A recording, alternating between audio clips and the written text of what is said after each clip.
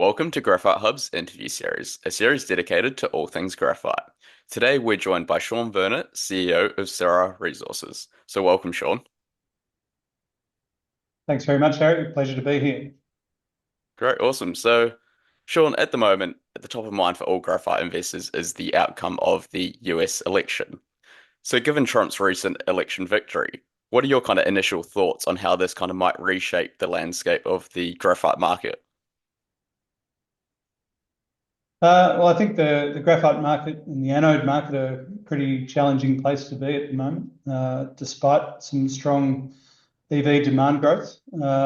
Oversupply of synthetic graphite through sort of rampant sub-economic and subsidized Chinese expansion over the past few years has led to loss-making anode operations domestically in China, in both synthetic and natural graphite. And that's put pressure on the export markets from China into the US and Europe, with lower prices seen right back up supply chain into feedstocks.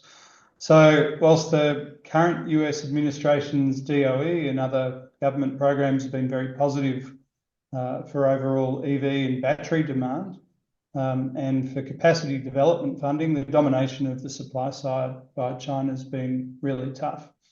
So, with the incoming Trump administration, it appears that they'll be more focused on tariffs for price equalisation and as a tool potentially to incentivise domestic production growth.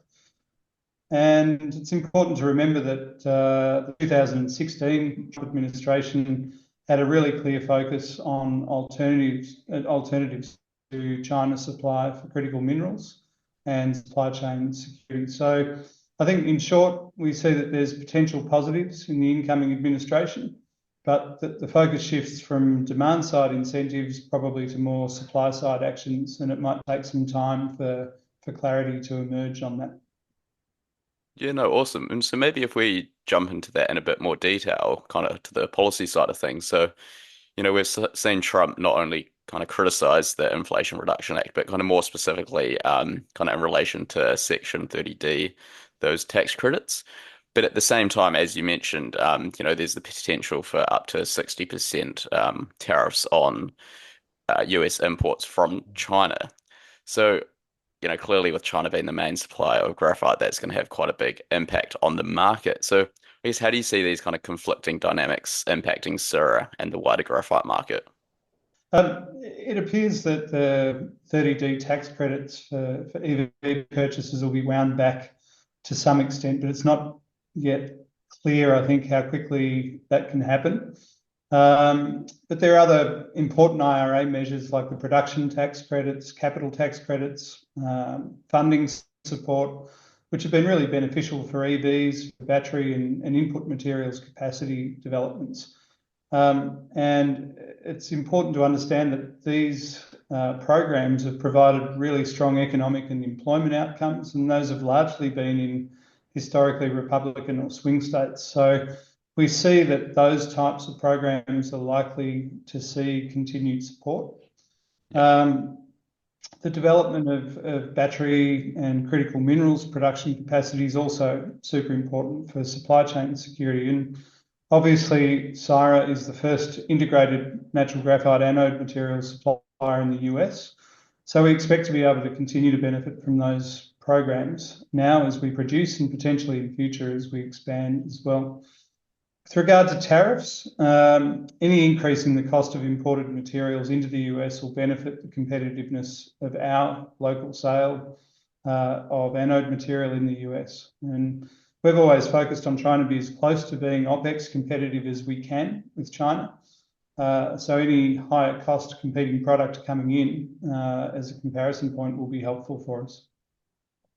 It definitely sounds like quite an interesting time while we just kind of await some further progress within the graphite market. But I understand that you've recently actually been in the US at the Benchmark Minerals Conference in LA.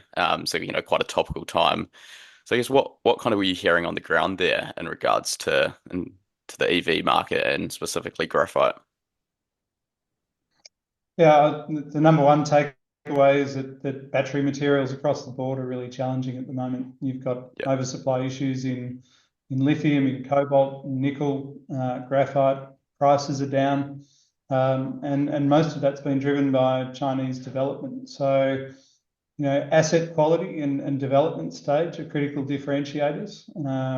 There are a lot fewer development projects at the conference this time than there have been over recent years. And from a graphite perspective, with Balama being the largest and highest quality graphite operation in the world today, and one which, when it's running at capacity, can be really cost competitive, it's quite apparent what a differentiator that is. And in the same way, the capex and development time we've expended at Vidalia for our anode material production has put us a number of years ahead of competitors in terms of commercial production and at scale in the US and in qualification processes. So, I guess the two things probably that were most apparent from the conference were that customers remain pretty focused on ex-China supply diversification, and whether that's driven by risk management or by economics, potential tariffs, etc., doesn't matter. That focus is there. But that at the same time, getting capital and progressing development projects is really tough. So despite the length of time that we're facing for qualification and some of the policy headwinds that we've seen recently, the conference sort of left me with the feeling that I'm far more comfortable being where we are and with US government funding support and assets in production than I would be if I was trying to develop a project today. Yeah, no, exactly. And I think I've heard you say in the past, you're potentially up to 5 years ahead of your any type of competitor. So it's definitely a good position to be on, and you can kind of capitalize when the market does turn a lot quicker than some others. And so, kind of sticking on the qualification process, I understand there was an offtake agreement with a major US partner that wasn't finalized last quarter.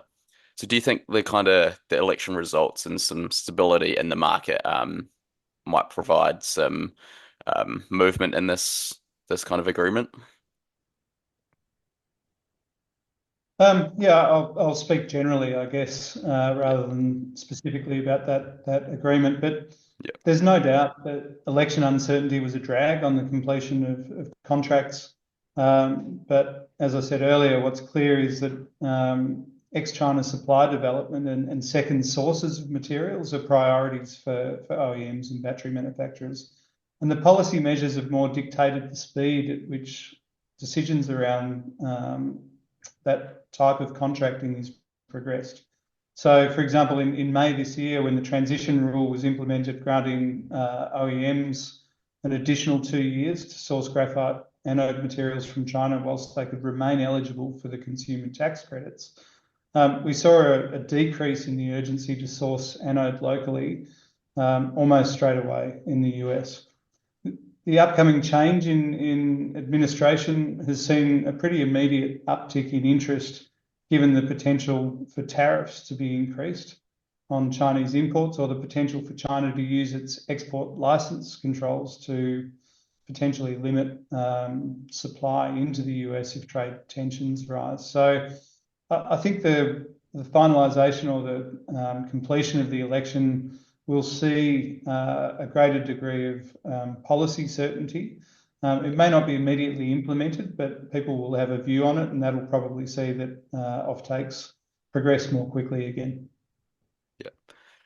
And so, the graphite market for the last 12 to 18 months, it's been pretty doom and gloom. But I guess as we look ahead, what kind of could inspire some optimism regarding, what can be expected for Syrah in the next kind of 6 to 12 months?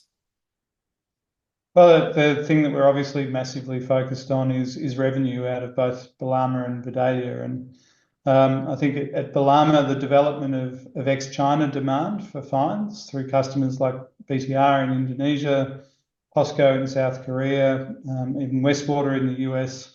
These things are catalysts for improved outcomes and a broader demand base. I think another potential positive is that we're starting to see real financial pressure on a lot of the China supply base in both synthetic and natural graphite. And we think that there could be some improvement through supply rationalisation and potentially some better pricing out of that. Um, on the Vidalia side, it's all about further offtakes and progression of qualification, and that's expected to lead to revenue in 2025, which will only be further supported by potential policy measures that might include tariffs or even the tightening of FEOC rules that might limit eligibility for production tax credits that OEMs are getting huge benefit from today. And some of the OEMs are collecting over $1 billion in 2024 in production tax credits. And there's no limit on that if they continue to source Chinese graphite. So we're pretty focused on what we can do, both from a sales perspective and certainly from a cost control and cash management perspective. We're keeping the support of the US government funding agencies, both the DOE and the DFC, close. And we want to make sure that we can provide the critical base of natural graphite anode for the US and other regions ex-China. So we'll be doing everything we can to demonstrate development in those areas over the next 12 months. No, it sounds like there's quite a few things going on in the pipeline at the moment, so we look forward to staying updated and yeah, seeing what happens over that period. So I guess as we kind of finish this up, just want to thank you for taking the time, Shaun. We appreciate you kind of sharing the insights, given the US elections just happened, and I'm sure this is going to be quite a topical subject for our viewers. So yeah, thank you for your time. Real pleasure, Harry, and look forward to catching up again sometime in future. Great, awesome. Well, thanks everyone for tuning into this episode of Graphite Hub's interview series. We'll see you next time.